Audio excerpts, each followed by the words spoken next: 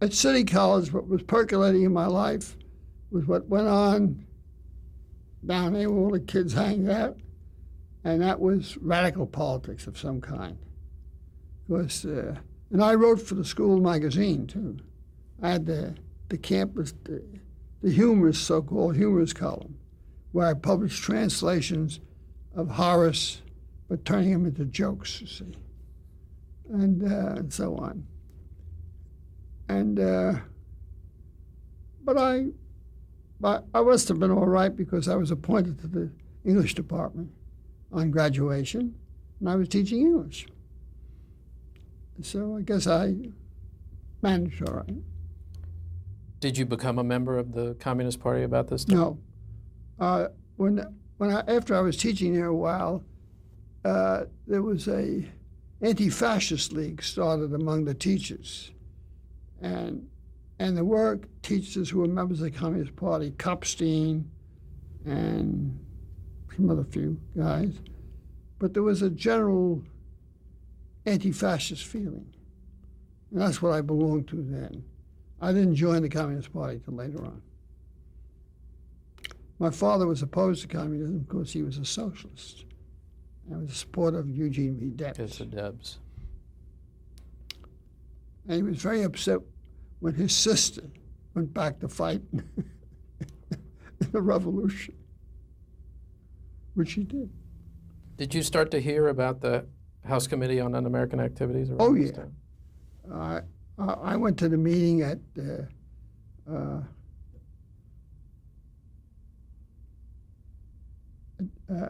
was held at the home of the brother of Irving Gershwin.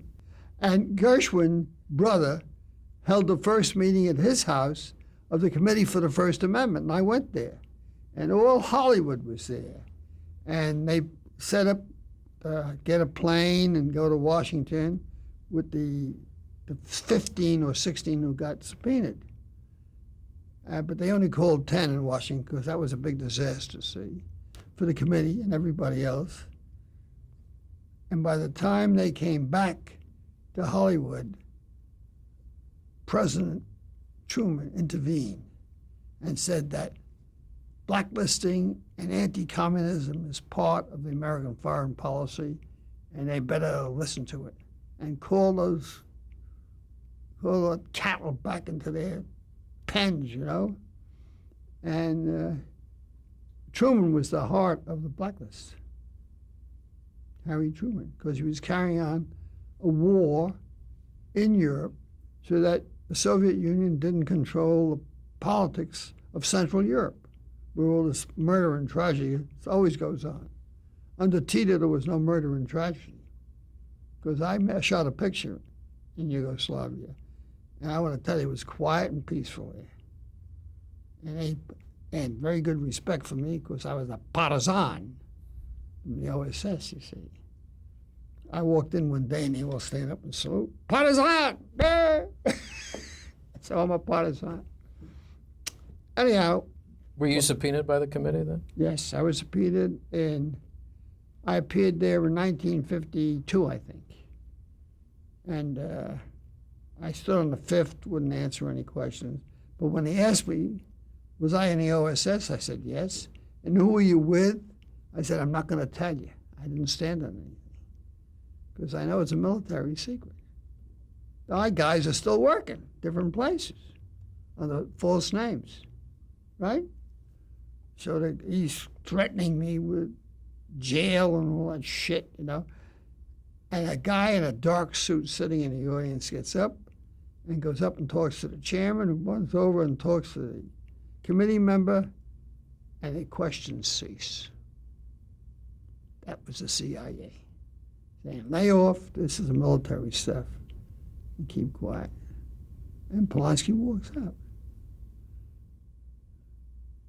So you weren't intimidated by the committee at all?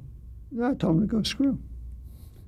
In fact, I got a letter from a college kid recently who was looking at my stuff, and the letter said, what is the most thing you're proudest of? And I wrote back and said, when the U.S. government pushed me, I pushed back. And the kid wrote back, That's why we love you. So there you are. What were your political feelings at that time? What were your Radical. still? Yeah. Although the Communist Party had kind of dissolved, didn't exist.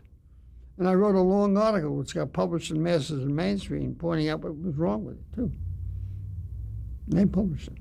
So the CIA really got you off the hook at that point. Yeah. You testified before the committee in 1951. That's when that son of a bitch of a congressman, as he walked off, and that's not in the record, he said, "You're the most dangerous man in America." And that was in the newspapers. And when I got home, my wife was holding the newspaper, and she holds it up to me like this. She says, "They found you out." What do you think he meant by that? The most dangerous man in America? He meant I was a son of a bitch. I'm walking out on them. They can't do anything because the CIA is behind me. I don't keep any secrets.